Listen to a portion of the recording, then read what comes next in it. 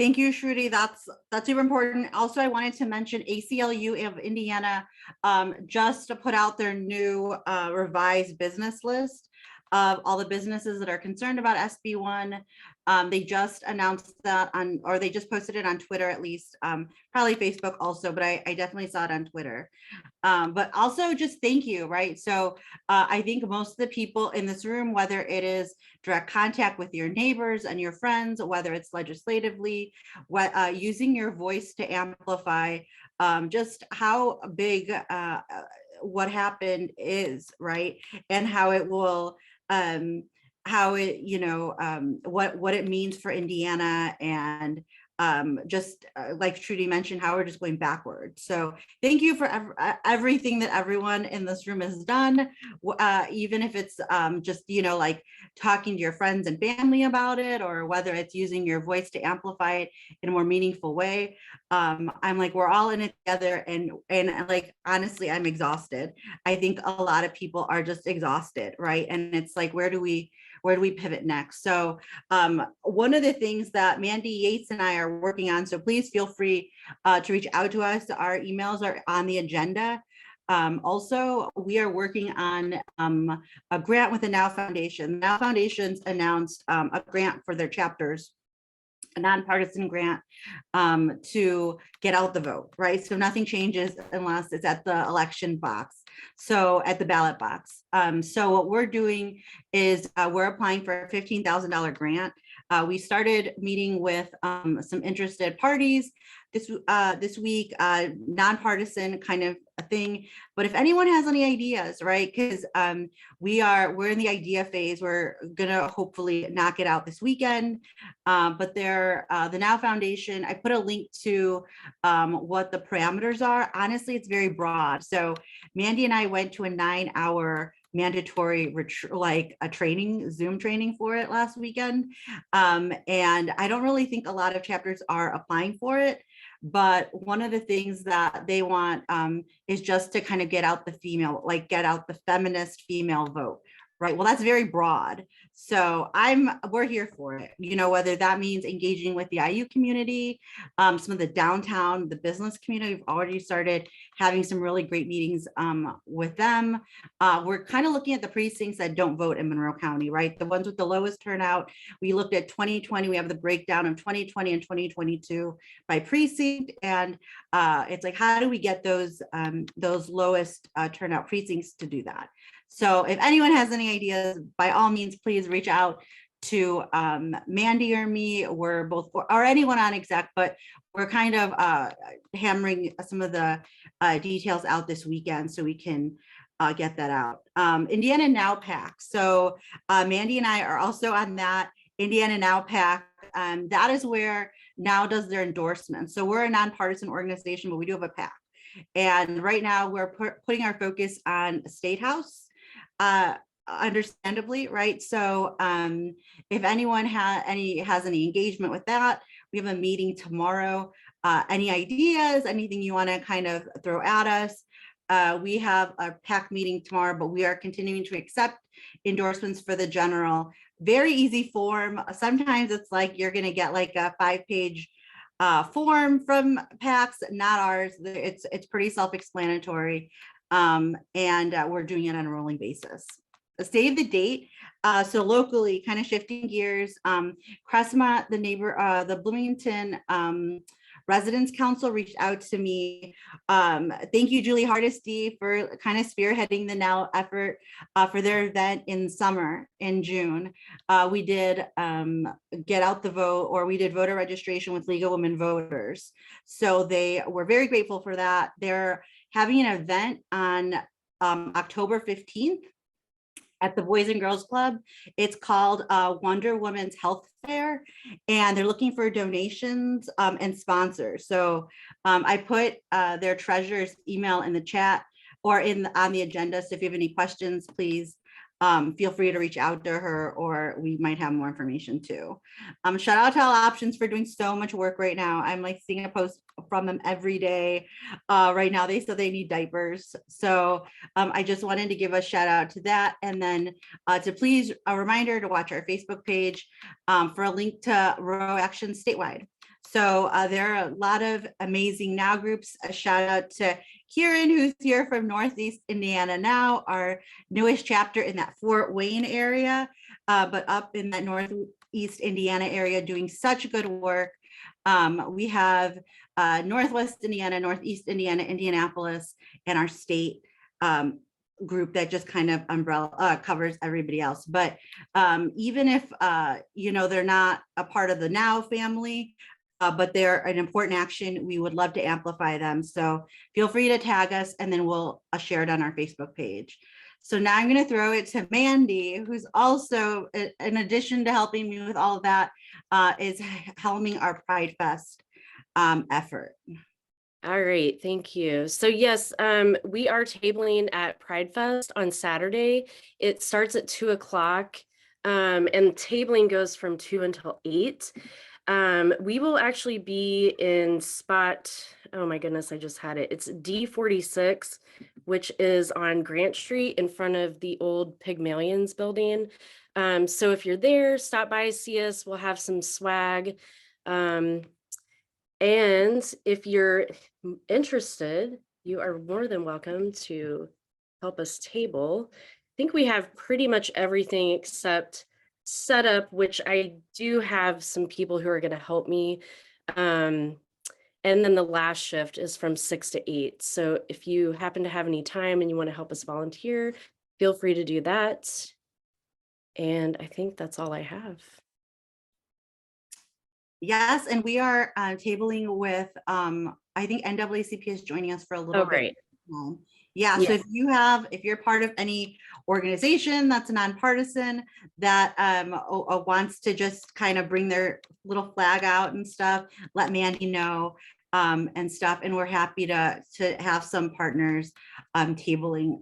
We did it with like Delta Sigma Theta's alumni chapter last year, right? And a couple of other organizations, and it just makes it more fun. So I mean, Pride Fest is already fun, but it's like the more the merrier at the table. So I am going to throw it to Julie with membership. Hi, everyone. I'm Julie Hardesty, membership director. So if you are a current member, we do send out reminders for membership renewal. So the month that your membership renewal is coming up, I'll send you a reminder via email about that with directions on how to renew. Membership is available on a sliding scale from $10 to $40 per year. So whatever works for you, no questions asked. And I also want to give a shout out for the membership campaign that we ran for the month of July. Due to that, we were able to donate $50 to the Hoosier Abortion Fund from All Options to help Hoosiers in need of abortion care. So I want to give a special thanks to all of those new members who joined us in July as part of that campaign. If you want to sign up for new membership, we have a membership form that will take you through the steps. And I will put that right there.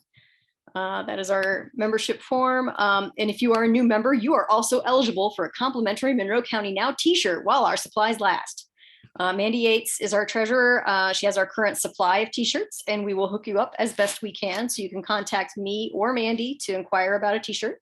And you can always contact me at the membership director email address, which I will put here in the chat.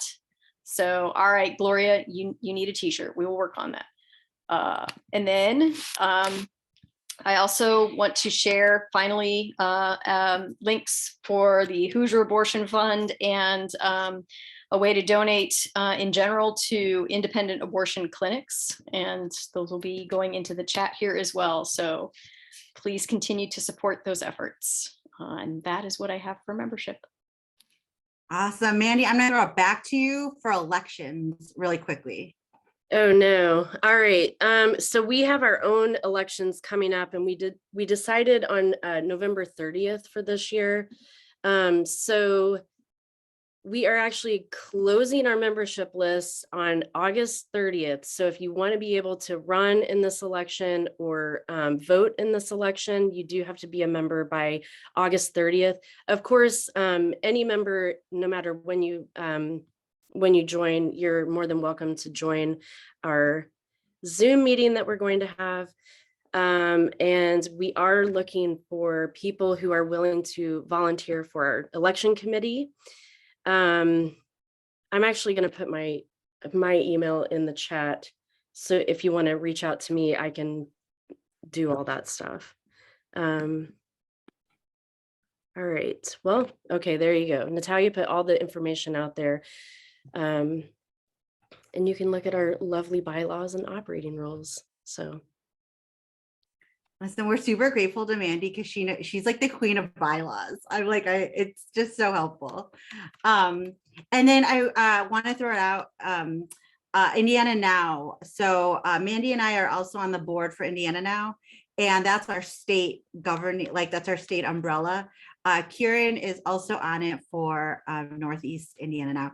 But our elections are Saturday, November 19th from 1 to 4 Eastern, and it'll be on Zoom and virtual. So if you're thinking about wanting to like participate in the statewide, that would be great.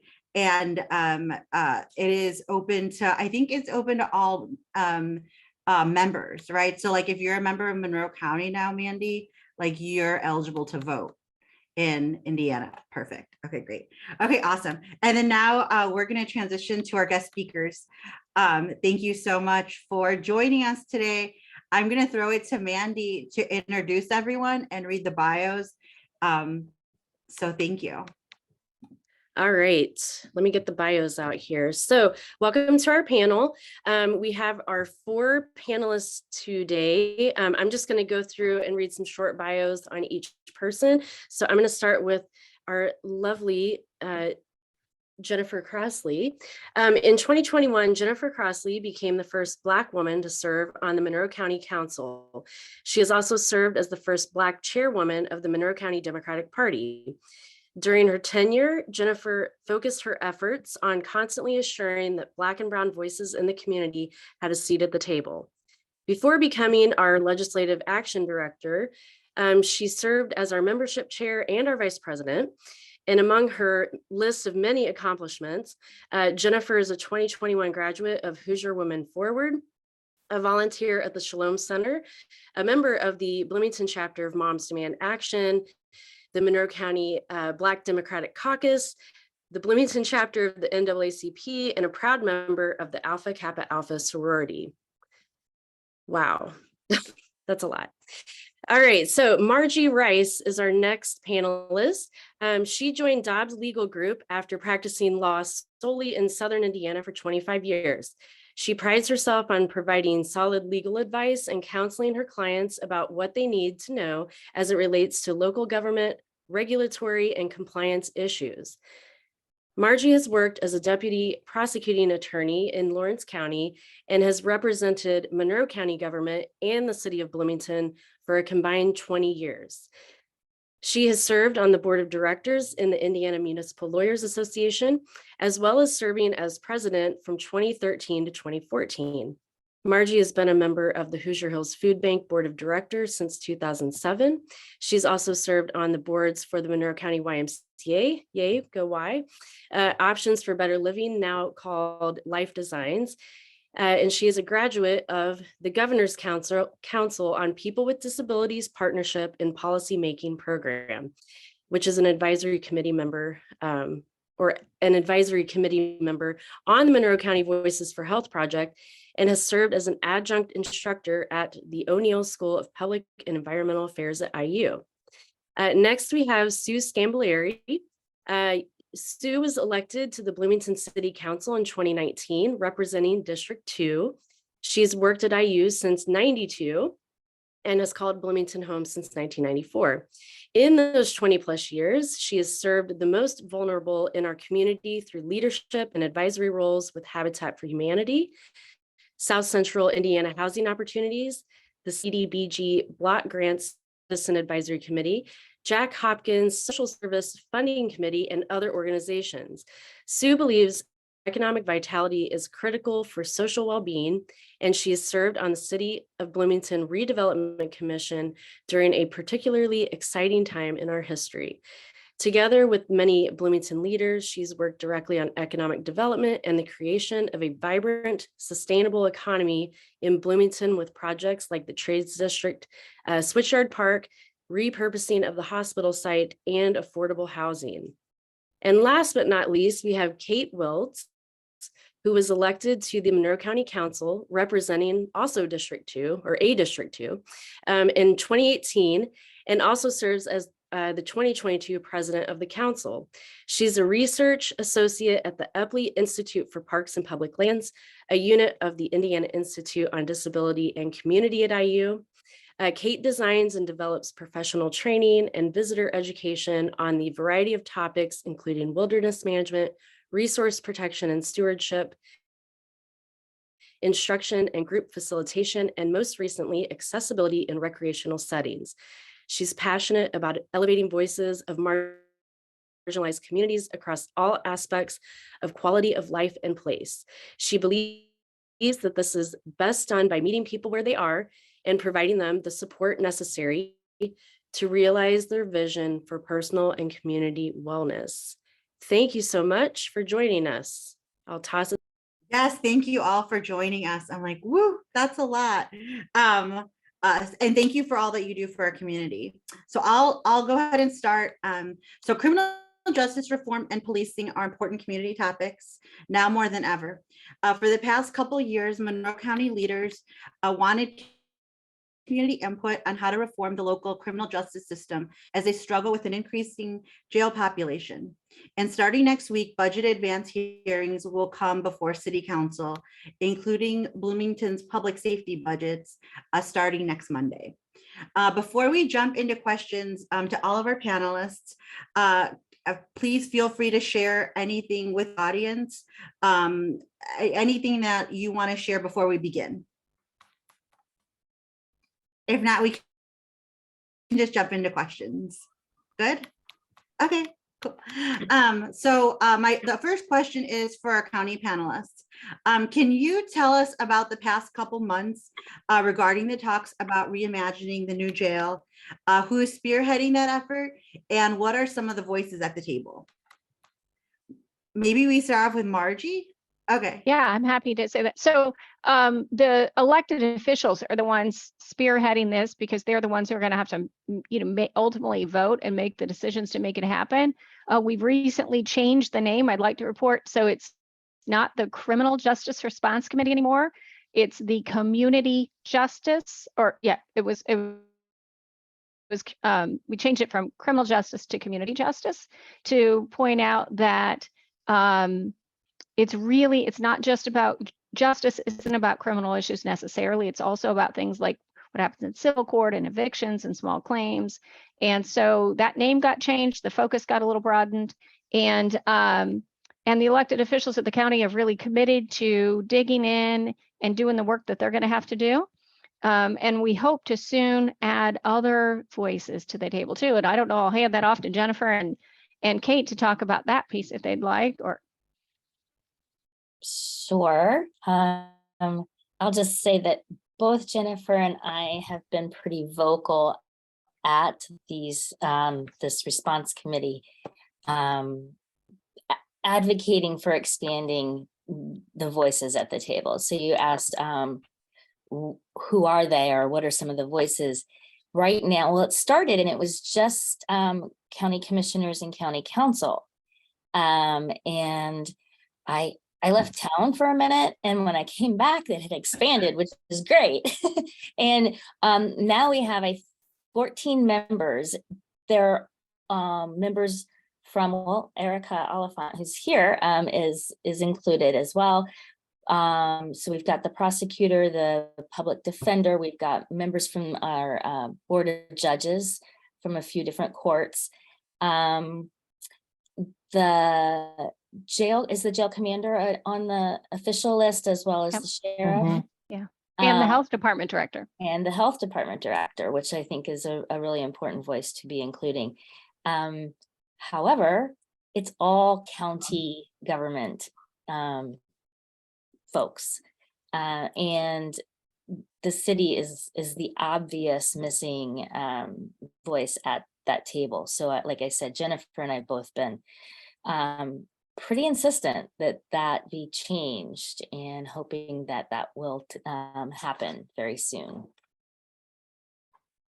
Yeah, and I, as the coordinator and putting together the agendas, I work with the chair of the commission, who is one of our commissioners, and I'm putting the agenda together, and I intend to put that conversation on the agenda to really force the conversation in public about should there be somebody at the city who's at the table or not, and the membership can weigh in on that. Ultimately, this is just an advisory commission, so they're going to make a recommendation, and the group that would have to change that ordinance to allow for other seats at the table are the commissioners. So, but I think that this group should definitely weigh in. Jennifer, you want to weigh in on that? I was going to say Margie and Kate have also basically said a lot of the things, and I know I've been, as Kate had also said, we've been very vocal about bringing the city to the table, because you can't say community and miss one of the big missing components of the community, and exclude, the city for whatever reason. And so I know that it's no surprise with me and my big mouth that I'll continue to keep pushing and keep saying what is obvious and what needs to happen. At our past work session meeting that just happened this past week, Tuesday to be exact, I just feel like it's been a long week, so trying to figure out which day it is.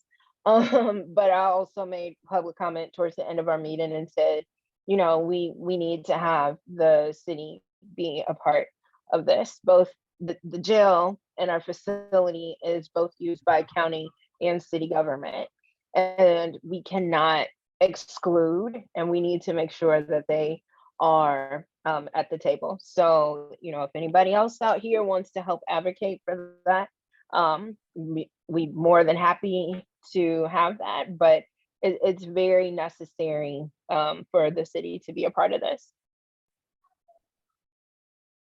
Why don't I get Sue's thoughts on that, since you're here, and then also what that advocacy would look like.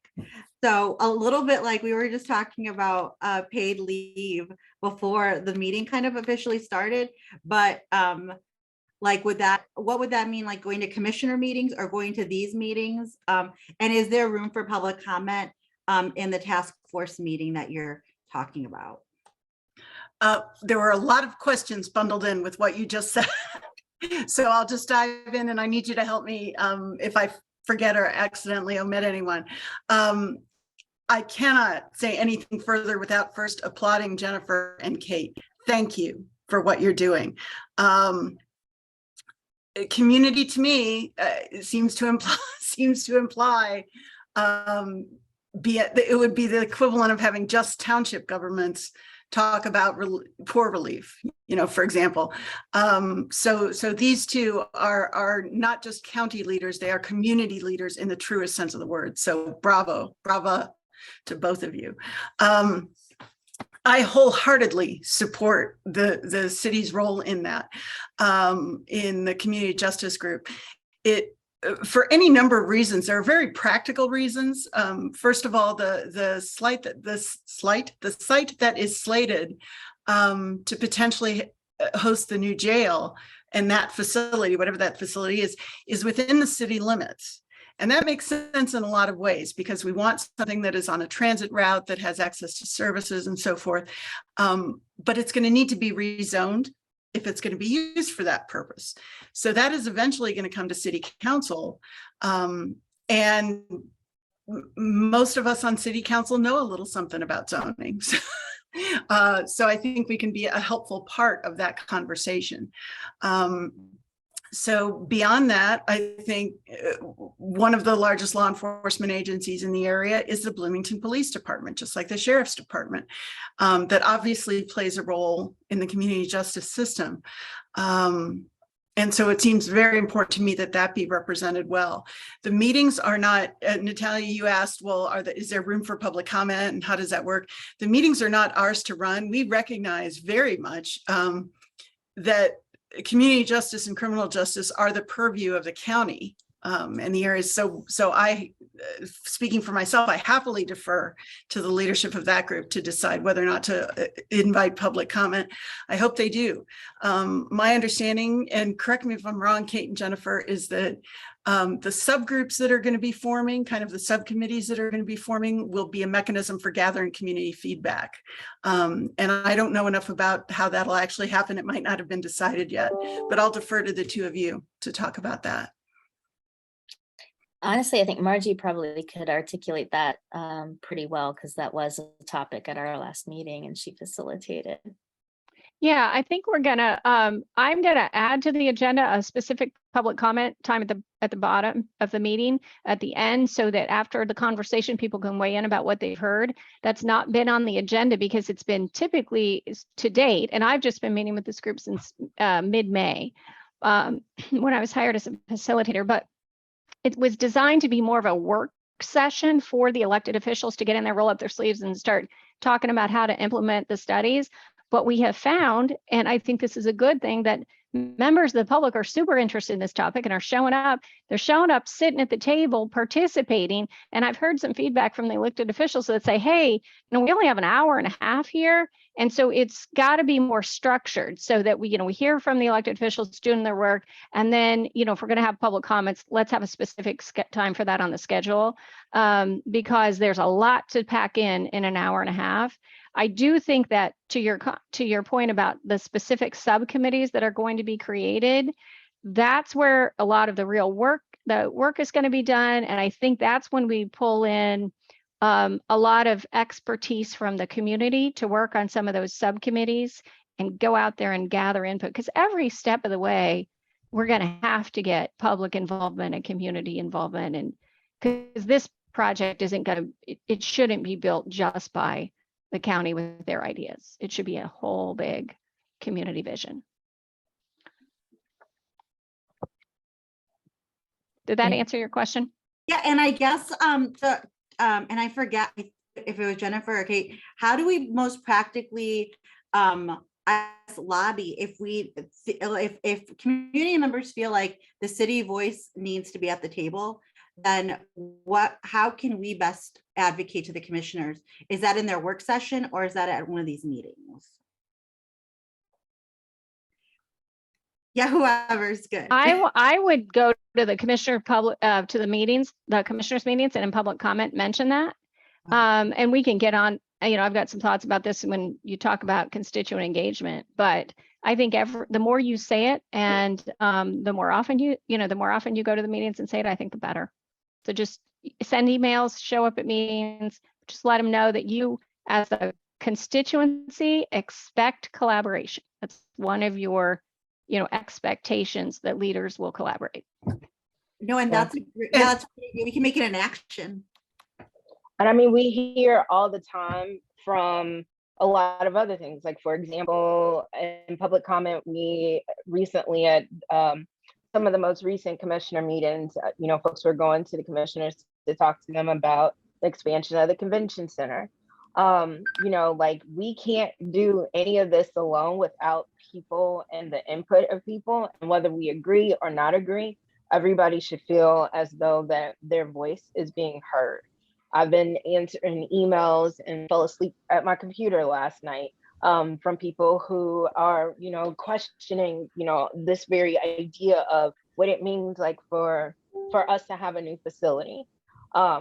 So I'm literally taking the time to do this, and others should be able to listen to others. So yeah, I mean, Margie is absolutely correct. Also come to our meetings and make public comment as well. But I do think that the biggest way about going about that, because we've already decided the persons that are responsible for that are the commissioners. And again, it's not a shade or a diss or a slight at them. It's getting people involved and letting them know, as government leaders, this is what we're asking you for. You've asked us to elect you. Now we're asking you to listen to us. Absolutely. And I think Margie's words were very powerful. Tell them that you expect collaboration. Those are very powerful words. So Absolutely, Well, I agree. And if I want to piggyback just on that idea that, that Sue just emphasized, when I liked, and I'm sure that this may not come across in the way that I mean it always. It may sound like I'm being sassy, but one of the things like I love to remind people about as a government lawyer, I've done this, decades, is the beginning of the open door law that says, so the purpose of the Indiana open door law says this. It says that this state and its political subdivisions, which include the county and include the city, exist only to aid in the conduct of the business of the people of this state. So they exist only to aid in the conduct of the business of the people. So whose business is it? The people's business. And why do these elected officials and political subdivisions exist? To aid you in doing their work. It's not to do it alone. It's aid the public in doing it. That's what a democracy is about. And we've got to somehow flip the script so that we empower our constituents to say, hey, you're doing the work that I want, and we need to collaborate. Again, it's not like hostility towards government. It's how do we collaborate and work together? Because this is all the work that we need to do. Can I put in just 2 cents, or actually maybe 5? I live in Fort Wayne and in Allen County, and we're going through this right now. We had during COVID, we have a small jail, not really that small, but a jail that's going through this absolutely right this minute. And we had a federal case that actually had a court hearing today, and it's been postponed now for 90 days. A individual who was in the jail filed a federal suit because it was overcrowded, and it's been in the court system. And as of today, now they have an additional 90 days. There's millions and millions of dollars that have been put aside for a new jail. Our current jail is downtown, right on the river, and that's prime real estate, and they want to move it. Not only does the county want to move it, but our city wants it moved. And we have an area in our town called the Southeast Side, which is primarily brown and black. And we do not want that moved there because it is now growing. And nobody in the Southeast side of town wants it moved there, no one.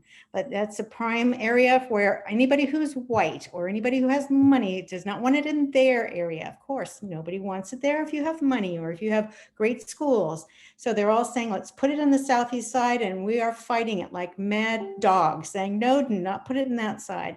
So as of today, the judge has said you have 90 days now. It's a federal case. It is not just a city or county. It is a federal case. And the judge says you have to have the city and county. You have to work together. This is a community and you all have to work together. There's an organization called, I'm trying to make sure I'm saying this right. Something but not handcuffs. Help but not handcuffs, I believe. I may be saying that wrong, but there now is involved in it. Our organization has been to these meetings saying this is not going to work. So I agree with everything. It is a community. You all have to work together, get down there, protest, whatever you have to do, but make sure it is an organization that everybody is involved with, that you all have something to say about it, because that's the only way it's going to be done. You have to speak out. And I have to leave, sadly, because I'm taking care of my granddaughter in her parents are in Hawaii and they're going to call pretty soon. And so thank you all. This has been very enlightening. And all I can say is, all work together. This is a great action. Thank you. Thank you. Thank Thank you for you. your work in Northeast Indiana. Yeah, we're going to keep up. We're very, very excited. We've only been doing this since the 6th of July, but we're growing every day. So it's been exciting and we're going to continue to do it. Thank you all. Good Yes, night. Thank you for what you do. And just to put a final pin on that, Margie, I'll just go back. If we wanted to do an action, would we need to be specific to say just this, like the city administration? Because sometimes I do feel like city council gets left off. So like, do we need to be specific to be like, we would like to see city council and administration members? Oh, sorry, I had to go wave. I see someone. Okay, I'm sorry. I think Sue had her hand up first. Yeah, Kate? whoever wants to reply to that. Yeah, I would just encourage on Planet Sue, the ideal planet, which doesn't really exist. I think it would be especially helpful to have a member of the administrative branch of government and the legislative branch of government, because both of them have a role to play, particularly in moving resources around that will help pay for some elements of the community justice system and response. So I would, for what it's worth, I would advocate for that. But I think, again, any representation of the city is critical. So. Right. And I would just say that on Planet Kate, if that's what we're doing here, because it's pretty cool there. I would say that also I would welcome an appointment of the chief of police or Yeah. a designate, because I think that perspective needs to be shared. And I personally know I would benefit from understanding that perspective. So right there, I've got 3 different people, you know, slots that I would welcome. I will take what I can get, but yeah, I would open up 3 in, you know, on Planet Kate. I did want to make sure that Yeah. everyone knew that the lawsuit that Kieran was just describing is the situation under which we are operating, and probably most everyone here is involved enough to kind of understand that, but we are acting in response to that exact kind of federal lawsuit. And Margie can speak to this much more eloquently than I can. There was a federal lawsuit filed. There was a lawsuit filed years ago. I mean, like decades ago, against Monroe County, and the ACLU filed against Monroe County when our jail was younger than it is now, but in worse shape in terms of how people were being, you know, treated, where they were sleeping. Much has been done to remedy some of the issues that were existing at that time. And the county attorney that handled the litigation at that time has, you know, since passed. He's no longer alive, and some of the memories about that are fading. But the reality is that the ACLU felt at that time that we needed a new jail because ours is, they say, the worst designed in the state. And if you've ever been in it, I think you'll recognize that it is no place you would want your child to go if your child was incarcerated. And so I know people say, hey, we don't need a new correctional center. Well, the fact is we have to have one in our county, and their Department of Corrections will tell you like what sorts of security it has to have, and they will even weigh in on the size of it. So not having one is not an option, but if we have to have one, we sure as heck can have one that looks better and runs better and is, a little bit more hopeful than the one that we have.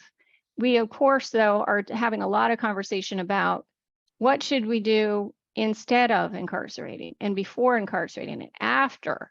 How do we get people, how do we work ourselves out of as much business in terms of correctional center business as possible, and maybe work our way into some more healthcare, work with our health department and get, talk about this from a health perspective, not a criminal perspective. So I think everybody's got to get at the table and share your vision, because we need it. We need your input. No, thank you. That's a really, really good point. So I'm going to blend a couple. So we had a couple questions before, so I'm going to kind of blend them into budget week, right? So I'm going to throw this to Sue first. So the City of Bloomington Board of Public Safety recently brought the potential of a taser pilot for the Bloomington Police Department. This may be included in the budget next week. How would you envision our community should best discuss these important issues? And then I'll throw this final question. It's like, what are some of your priorities during the budget cycle regarding public safety also? So I'm going to just kind of meld those two. And then for Kate and Jennifer, I'll ask about what your priorities are during the budget cycle regarding public safety when it comes to the county too. Sure. Okay. Okay, and let me jump in and actually share some context first too. As most people know, we passed earlier this year, we passed an economic development local income tax, or DLIT, a local income tax increase. And a good chunk of that, by no means most of it, is actually focused on public safety, and it's actually focused on addressing several issues within that. Okay, not the least of which is compensation for sworn officers and for non-sworn officers, and I'll talk about that in a second. One of the things Natalia, I think, spoken about in some advanced materials is the fact that we are so very understaffed. We are 22 officers down from what I still think is a suboptimal level of sworn officers. I've lost count of the number of times I've had constituents reach out to me and say, you know, I'm really having trouble with noise with a neighbor. I'm really having trouble with some kind of nonviolent neighbor issue. And realistically, our police officers don't have the bandwidth to do those kinds of things when they have to respond to violent crime. More to the point, though, and I think more to my dismay, very often our police officers don't have the bandwidth to do community policing, which is something we really want to emphasize. We want police to be proactive and in community, knowing a community, not just responding to a particular incident, but actually being a part of a community and being known as resources. So I think the big investment that we've made in public safety has been in an increase in salaries for sworn officers. We are, I think, oh gosh, what, the 7th largest city in the state of Indiana. Our salaries ranked 63rd. Okay. Surprise, surprise, retention is a major issue. And like anything, when you have a large staff, you have to plan over time. So you don't have everybody getting ready to retire or everybody being new. You have to be very intentional about that pipeline of staff. And it's very hard to do that when our salaries simply don't keep up and when we lose officers. So a good chunk of that budget will be focused on investments in sworn officers and non-sworn officers. So our community resource specialists who can respond and to situations that don't necessarily require a sworn officer who's trained in the use of a weapon. Community outreach officers will very typically respond to issues involving those experiencing homelessness, who need help or who need a referral to something, or to neighbor disputes. One of the ways I think about public safety is what tools do we have in our toolkit and how are we investing in those tools? So sworn officers are obviously a very important tool, but they're just one. So I also think in terms of investing in our non-sworn officers, our community resource officers, and in the tools they have. Natalia, you asked specifically about tasers. For myself, I am inclined to think it is always worth looking at non-lethal options. I think there are communities in this country that don't prioritize non-lethal and don't particularly worry about having tasers or beanbag guns. I would like to think Bloomington is better than that. So I am open to that. We haven't seen a proposal yet for that. The budget books are actually more than you wanted to know about city budget. Budget books are due to be uploaded to the government website tonight by midnight. And so so all of our controllers and everything are all huddled in their offices right now. And so we will see our first print copy of budget tomorrow. So we haven't seen it yet. The public safety budget in particular is going to be discussed Tuesday night. That meeting starts at 6. Public safety is, I think, 3rd on the list. So figure we'll get to that about 7:30 or 8-ish, maybe. So I would offer that. Does that provide some context for what's happening and what kind of questions we're working on? Will it be discussed tomorrow? Do you have a work session tomorrow and Friday where you'll do a preliminary or no? Yes and no. Yes, we have a work session, but the work session will focus on particular pieces of legislation that are coming up. So there's a rezone in there, I think. I actually printed. But not the budget. But not the budget, no. We've had some budget advances already where we've had some preliminary discussions, but just between us and whatever microphone I'm speaking into. For me, being a council member and being very involved in the discussions on the economic development lit, we have council members who came to the table with very different priorities. And what is the phrase? It's like a divorce. It's not over till everyone's unhappy, you know, okay? So I don't think I would necessarily go that far. But there was a lot of negotiating that went into that, and a lot of back and forth and a lot of give and take. That was itself, I think, very informative and has kind of helped me crystallize some of my thinking around budget. So in a way, just everything we did and all the meetings we had around the ED Lit, I think will kind of inform the tone and the conversation when we go into budget. No, that's great. That's super helpful, at least for me. And I'll just throw it to Kate and Jennifer, if you have any priorities when your budget week starts and what you're looking for in public safety.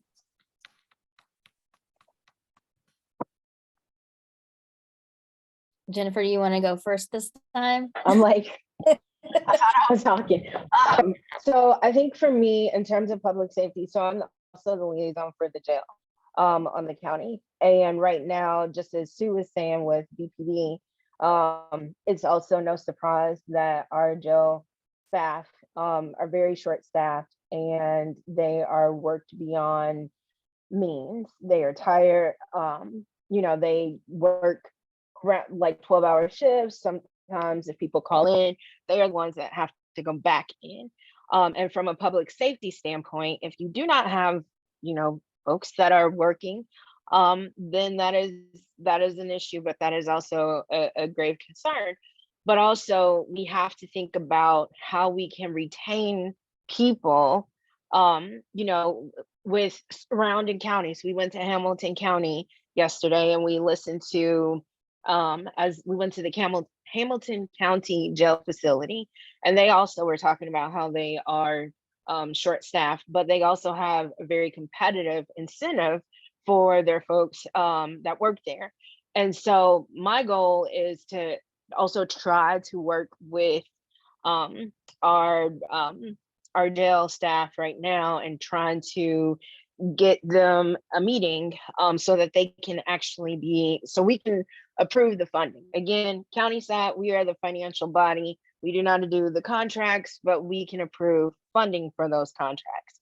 And as of now, I know recently the collective bargaining unit had came to our county council earlier this year about it, and to no avail. That to the date, that was also another email that I was answering into the wee hours of morning last night, or this morning, is they've not heard from folks that are the makeup, that have the design to help change the contract so that we can implement those things. And so I'm trying to, you know, work with the powers that be so that we can get them, you know, get them the pay so we can retain, so we don't continue to bleed out, so to speak. So I think that would be like a big concern for me is, you know, the pay equity of people. And that's also around the county, but in particular public safety.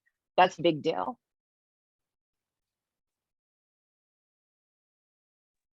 Yeah, I would just, I think Jennifer sums that up pretty nicely. We are in the throes of really trying to understand what is specific to our jail and sheriff's departments issues with retention and recruitment, and what is part of the bigger economic situation that's going on, because as we, you know, I'm sure you know, it's all around us. Our, you know, businesses are having a hard time with that, and there's a lot of shifting among employees and professionals. So it's a conundrum. It really is, because as Jennifer points out, the basics that you need are to have enough and satisfied, wanting to be there employees, and especially in public safety, that's something we can't skimp on. And so it's really, it's a difficult thing. Now it is, Jennifer referred to the collective bargaining unit. They're in mid-contract right now. So that's a a sticky point because the contract would have to be reopened, and it's not in a cycle right now where that would naturally be negotiated. So this is sort of a side conversation to our typical budget conversations. No, that makes sense. When does your week start? Right after Labor Day, and we'll do 2 meetings that week, Labor Day week, and then we'll have 3 the following week. We're kind of spreading it out.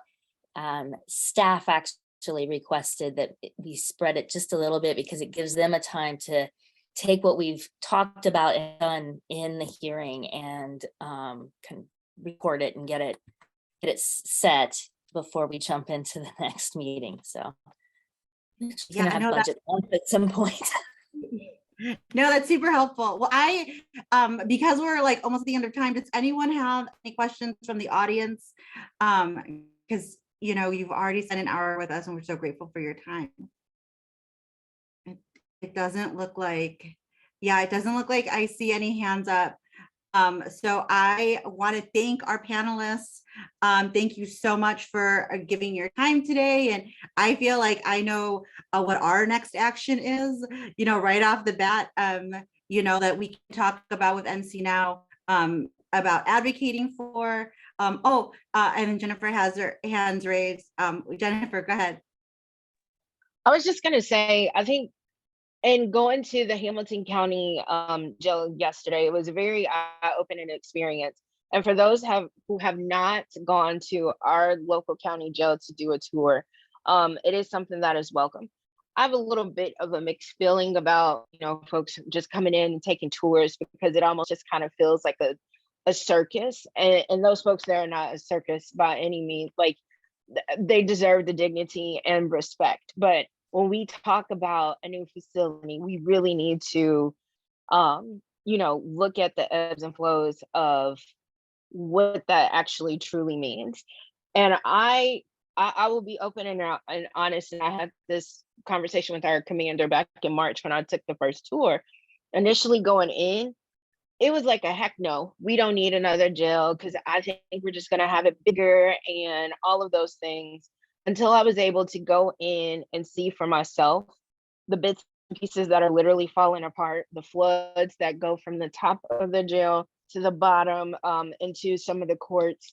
Also, we have this thing called innocent until proven guilty.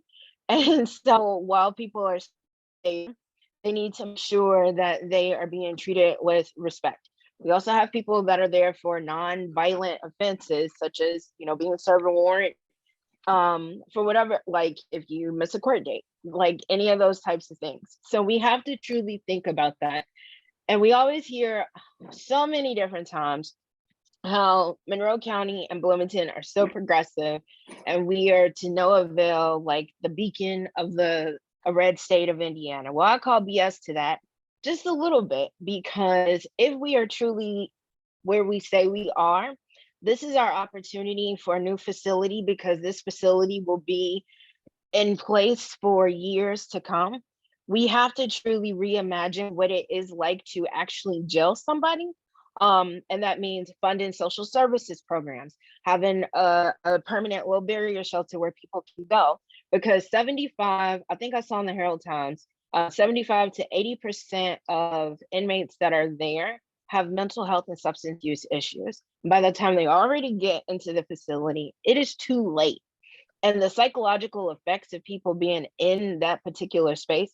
I come from a place where I have a family member that is doing hard time, and went to jail in their 20s, and well into their 30s is still there. I also come from a place where I want to see justice for what happened to my brother, who was shot and killed in Chicago nearly 20 years ago, and we've never seen any type of light of day of anything like that.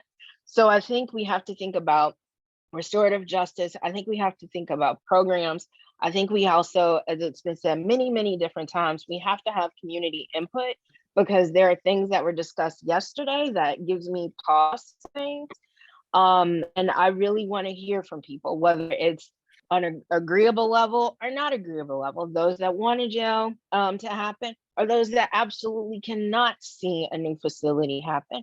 So I really think that this is a golden opportunity for our community to sit here and work together and make sure that everybody is involved and engaged in something that truly affects all of us, because we're all paying for it as taxpayers that here, we're all paying for it. So we damn sure better hear from everybody and listen to everybody too. Well, I think that's a perfect way to end the meeting. Thank you so much, everyone, for all of your time today. Our guests, our panelists, thank you so much. And just keep watch on our Facebook page for any events that we're happy to amplify also to our elected leaders. If there's anything we need to amplify, please let us know. We're always happy to do that and to hear about what should be on our radar. So thank you, everyone. Please have a great night. Thank you. It's great being here. Thanks so much for so inviting us. having us. See ya. Thank you.